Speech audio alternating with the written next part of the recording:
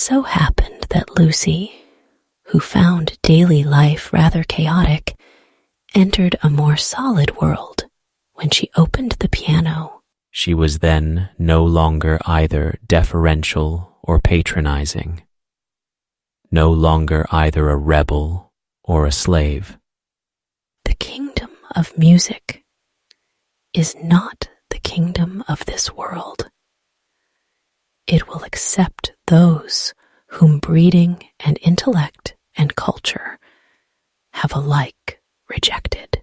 The commonplace person begins to play and shoots into the empyrean without effort, whilst we look up, marveling how he has escaped us, and thinking how we could worship him and love him. Would he but translate his visions into human words and his experiences into human actions?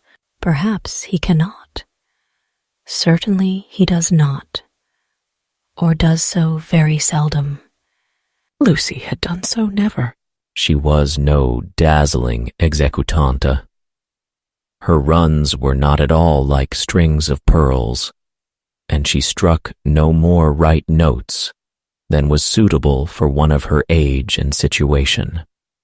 Nor was she the passionate young lady who performs so tragically on a summer's evening with the window open. Passion was there, but it could not be easily labeled. It slipped between love and hatred and jealousy and all the furniture of the pictorial style, and she was tragical only in the sense that she was great, for she loved to play on the side of victory. Victory of what, and over what that is, more than the words of daily life can tell us. But that some sonatas of Beethoven are written tragic no one can gainsay. Yet they can triumph or despair as the player decides, and Lucy had decided that they should triumph. A very wet afternoon at the Bertolini permitted her to do the thing she really liked, and after lunch she opened the little draped piano. A few people lingered round and praised her playing, but finding that she made no reply, dispersed to their rooms to write up their diaries or to sleep. She took no notice of Mr. Emerson looking for his son, nor of Miss Bartlett looking for Miss Lavish, nor of Miss Lavish looking for her cigarette case. Like every true performer, she was intoxicated by the mere feel of the notes. They were fingers caressing her own, and by touch, not by sound alone, did she come to her desire. Mr. Beebe, sitting unnoticed in the window, pondered this illogical element in Miss Honeychurch, and recalled the occasion at Tunbridge Wells when he had discovered it. It was at one of those entertainments where the upper classes entertain the lower.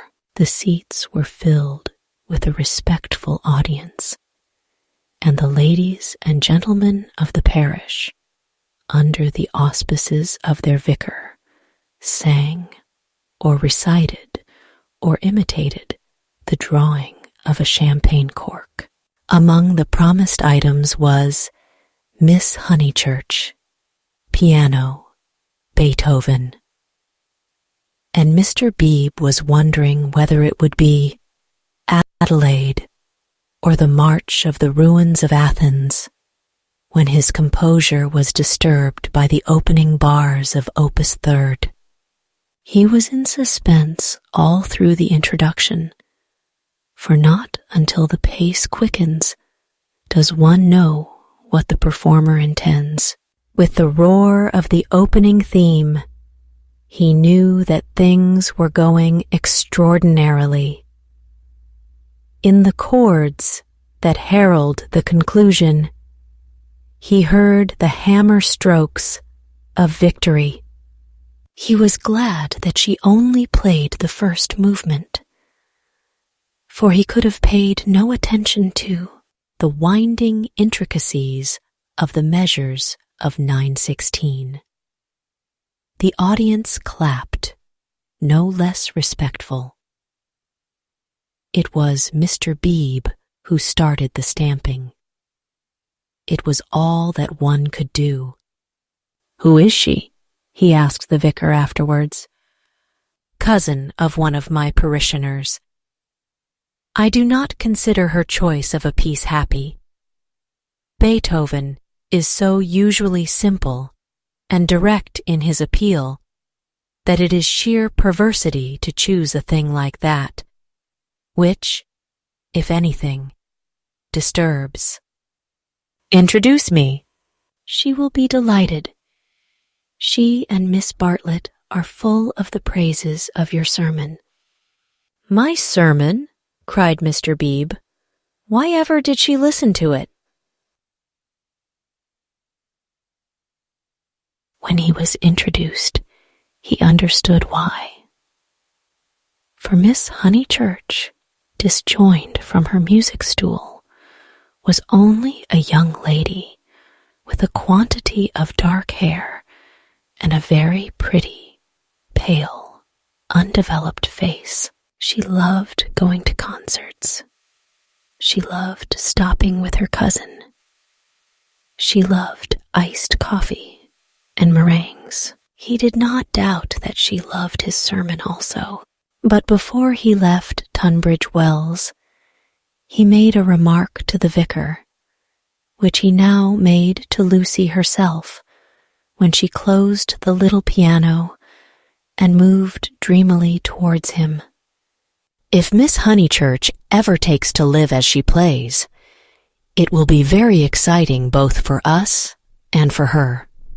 Lucy at once re-entered daily life. "Oh, what a funny thing. Someone said just the same to Mother, and she said she trusted I should never live a duet." "Doesn't Mrs. Honeychurch like music?" "She doesn't mind it, but she doesn't like one to get excited over anything. She thinks I am silly about it. She thinks I can't make out. Once, you know, I said that I liked my own playing better than anyone's. She has never got over it. Of course, I didn't mean that I played well. I only meant—" "Of course," said he, wondering why she bothered to explain. "Music," said Lucy, as if attempting some generality. She could not complete it, and looked out absently upon Italy in the wet. The whole life of the South was disorganized, and the most graceful nation in Europe had turned into formless lumps of clothes. The street and the river were dirty yellow. The bridge was dirty gray, and the hills were dirty purple. Somewhere in their folds were concealed Miss Lavish and Miss Bartlett, who had chosen this afternoon to visit the Torre del Gallo. "What about music?" said Mr. Beebe. "Poor Charlotte will be sopped," was Lucy's reply. The expedition was typical of Miss Bartlett, who would return cold, tired, hungry, and angelic, with a ruined skirt, a pulpy Baedeker, and a tickling cough in her throat. On another day, when the whole world was singing and the air ran into the mouth like wine, she would refuse to stir from the drawing-room, saying that she was an old thing and no fit companion for a hearty girl. Miss Lavish has led your cousin astray. She hopes to find the true Italy in the wet, I believe." "Miss Lavish is so original," murmured Lucy. This was a stock remark, the supreme achievement of the pension Bertolini in the way of definition. Miss Lavish was so original. Mr. Beebe had his doubts, but they would have been put down to clerical narrowness. For that, and for other reasons, he held his peace. "Is it true," continued Lucy in awestruck tone, "that Miss Lavish is writing a book?" "They do say so." "What is it about?"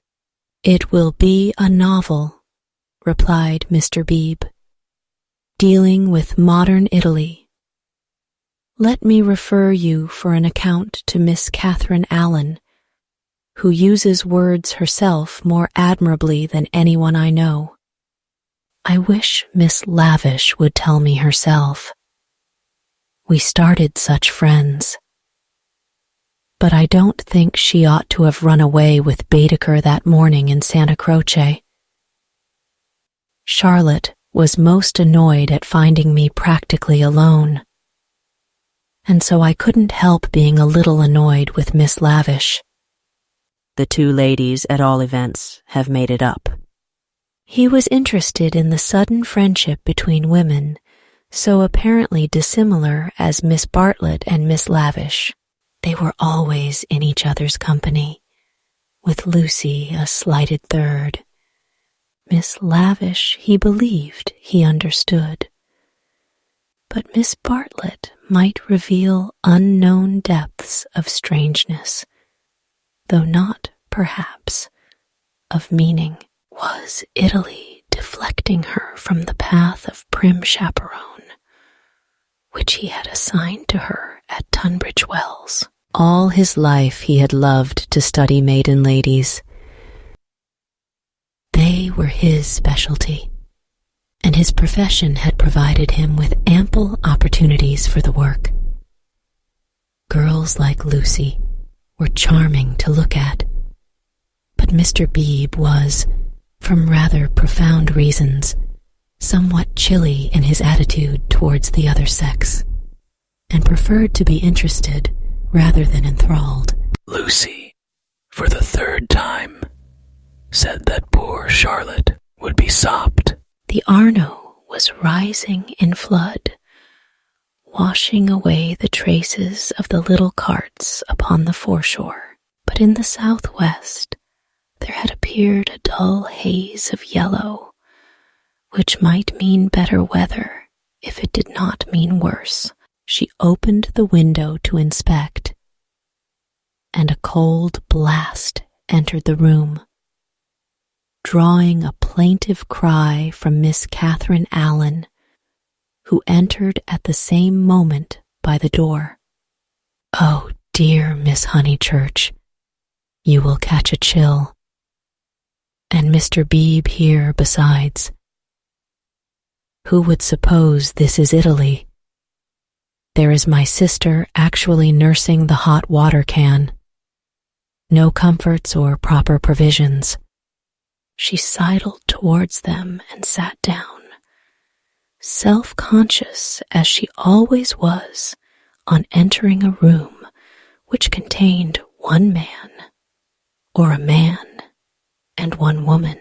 "I could hear your beautiful playing, Miss Honeychurch, though I was in my room with the door shut." Doors shut. Indeed, most necessary. No one has the least idea of privacy in this country, and one person catches it from another. Lucy answered suitably. Mr. Beebe was not able to tell the ladies of his adventure at Modena, where the chambermaid burst in upon him in his bath, exclaiming cheerfully, "Fa niente, sono vecchia." He contented himself with saying, "I quite agree with you, Miss Allen. The Italians are a most unpleasant people. They pry everywhere. They see everything. And they know what we want before we know it ourselves. We are at their mercy. They read our thoughts. They foretell our desires. From the cab driver down to Giotto, they turn us inside out. and I resent it. Yet in their heart of hearts they are how superficial. They have no conception of the intellectual life. How right is Signora Bertolini, who exclaimed to me the other day, "Ho, Mr. Beebe, if you knew what I suffer over the children's education. I won't have my little Victoria taught by a ignorant Italian what can't explain nothink." Miss Allen did not follow, but gathered that she was being mocked in an agreeable way. Her sister was a little disappointed in Mr. Beebe, having expected better things from a clergyman whose head was bald and who wore a pair of russet whiskers. Indeed, who would have supposed that tolerance, sympathy, and a sense of humor would inhabit that militant form? In the midst of her satisfaction, she continued to sidle, and at last the cause was disclosed. From the chair beneath her, she extracted a gunmetal cigarette case on which were powdered in turquoise the initials E.L. "That belongs to Lavish," said the clergyman. "A good fellow, Lavish, but I wish she'd start a pipe." "Oh, Mr. Beebe," said Miss Allen, divided between awe and mirth. "Indeed, though it is dreadful for her to smoke, it is not quite as dreadful as you suppose. She took to it, practically in despair, after her life's work was carried away in a landslip. Surely that makes it more excusable." "What was that?" asked Lucy. Mr. Beebe sat back complacently, and Miss Allen began as follows. "It was a novel, and I am afraid, from what I can gather, not a very nice novel. It is so sad when people who have abilities misuse them, and I must say they nearly always do. Anyhow, she left it almost finished in the Grotto of the Calvary at the Cappuccini Hotel at Amalfi, while she went for a little ink." She said, "Can I have a little ink, please?" But you know what Italians are, and meanwhile, the grotto fell roaring onto the beach. And the saddest thing of all is that she cannot remember what she has written. The poor thing was very ill after it, and so got tempted into cigarettes. It is a great secret, but I am glad to say that she is writing another novel. She told Teresa and Miss Pole the other day that she had got up all the local color. This novel is to be about modern Italy. The other was historical, but that she could not start till she had an idea. First, she tried Perugia for an inspiration. Then she came here. This must on no account get round. And so cheerful through it all. I cannot help thinking that there is something to admire in everyone, even if you do not approve of them. Miss Allen was always thus being charitable against her better judgment. A delicate pathos perfumed her disconnected remarks, giving them unexpected beauty. Just as in the decaying autumn woods, there sometimes rise odors reminiscent of spring. She felt she had made almost too many allowances and apologized hurriedly for her toleration. All the same, she is a little too, I hardly like to say unwomanly, but she behaved most strangely when the Emersons arrived. Mr. Beebe smiled as Miss Allen plunged into an anecdote, which he knew she would be unable to finish in the presence of a gentleman. I don't know, Miss Honeychurch, if you have noticed that Miss Pole, the lady who has so much yellow hair, takes lemonade. That old Mr. Emerson, who puts things very strangely. Her jaw dropped. She was silent. Mr. Beebe, whose social resources were endless, went out to order some tea, and she continued to Lucy in a hasty whisper. Stomach. He warned Miss Pole of her stomach acidity, he called it, and he may have meant to be kind. I must say, I forgot myself and laughed. It was so sudden. As Teresa truly said, it was no laughing matter. But the point is that Miss Lavish was positively attracted by his mentioning S, and said she liked plain speaking and meeting different grades of thought. She thought they were commercial travelers.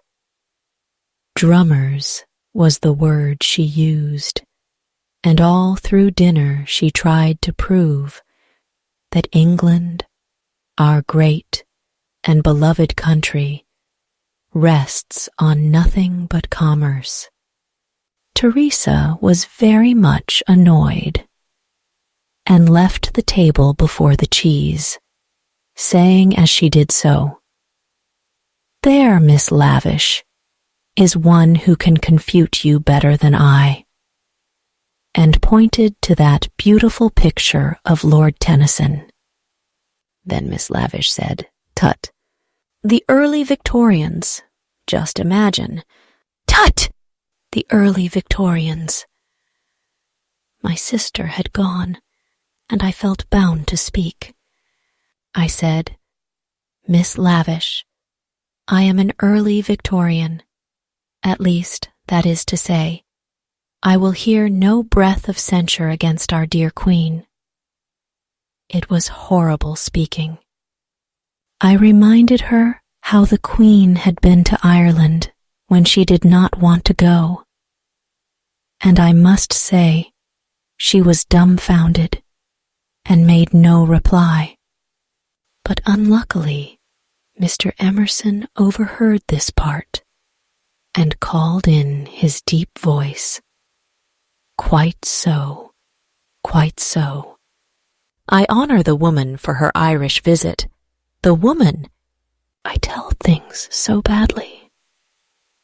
But you see what a tangle we were in by this time, all on account of S, having been mentioned in the first place.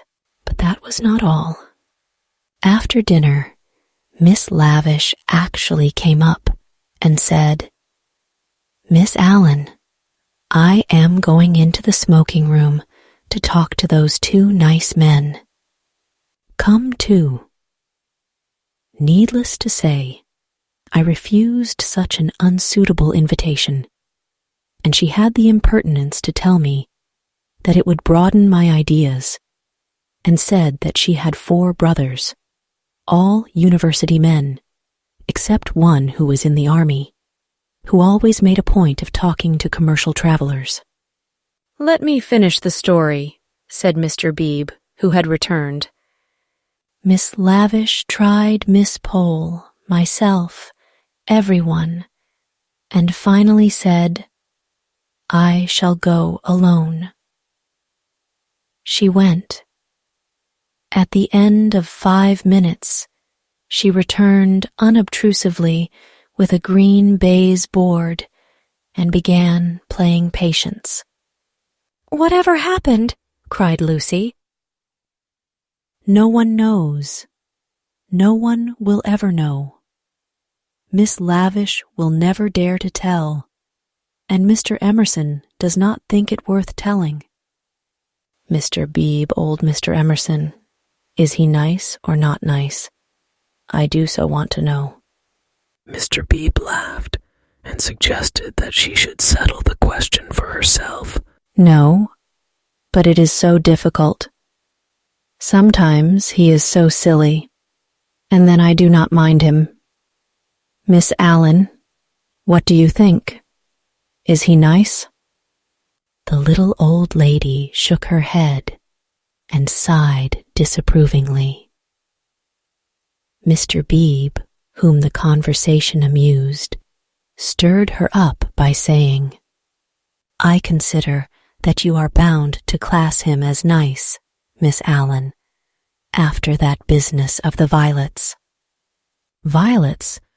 Oh dear. Who told you about the violets? How do things get round?" "A pension is a bad place for gossips. No, I cannot forget how they behaved at Mr. Eager's lecture at Santa Croce. Oh, poor Miss Honeychurch. It really was too bad. No, I have quite changed. I do not like the Emersons. They are not nice." Mr. Beebe smiled nonchalantly. He had made a gentle effort to introduce the Emersons into Bertolini society, and the effort had failed.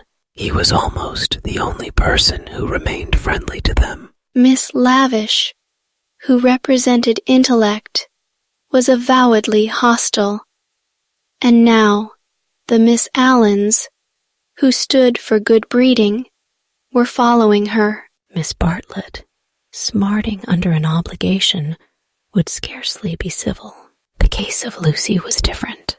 She had given him a hazy account of her adventures in Santa Croce, and he gathered that the two men had made a curious and possibly concerted attempt to annex her, to show her the world from their own strange standpoint, to interest her in their private sorrows and joys. This was impertinent. He did not wish their cause to be championed by a young girl. He would rather it should fail. After all, he knew nothing about them, and pension joys, pension sorrows are flimsy things, whereas Lucy would be his parishioner. Lucy, with one eye upon the weather, finally said that she thought the Emersons were nice, not that she saw anything of them now. Even their seats at dinner had been moved. "But aren't they always waylaying you to go out with them, dear?" said the little lady inquisitively. "Only once." Charlotte didn't like it, and said something quite politely, of course. "Most right of her. They don't understand our ways. They must find their level." Mr. Beebe rather felt that they had gone under. They had given up their attempt, if it was one to conquer society. And now the father was almost as silent as the son.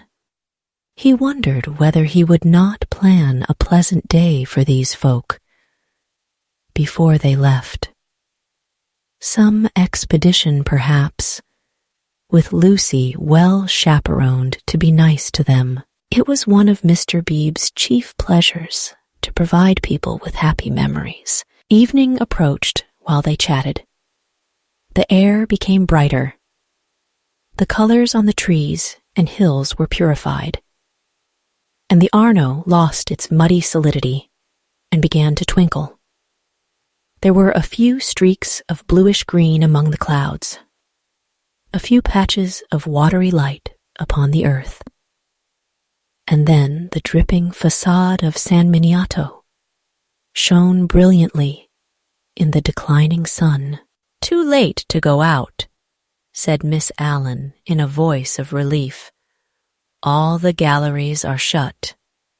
"I think I shall go out," said Lucy. "I want to go round the town in the circular tram on the platform by the driver." Her two companions looked grave. Mr. Beebe, who felt responsible for her in the absence of Miss Bartlett, ventured to say, "I wish we could. Unluckily, I have letters. If you do want to go out alone, won't you be better on your feet?" "Italians, dear, you know," said Miss Allen. "Perhaps I shall meet someone who reads me through and through." But they still looked disapproval, and she so far conceded to Mr. Beebe as to say that she would only go for a little walk and keep to the street frequented by tourists. "She oughtn't really to go at all," said Mr. Beebe, as they watched her from the window, and she knows it. I put it down to too much Beethoven.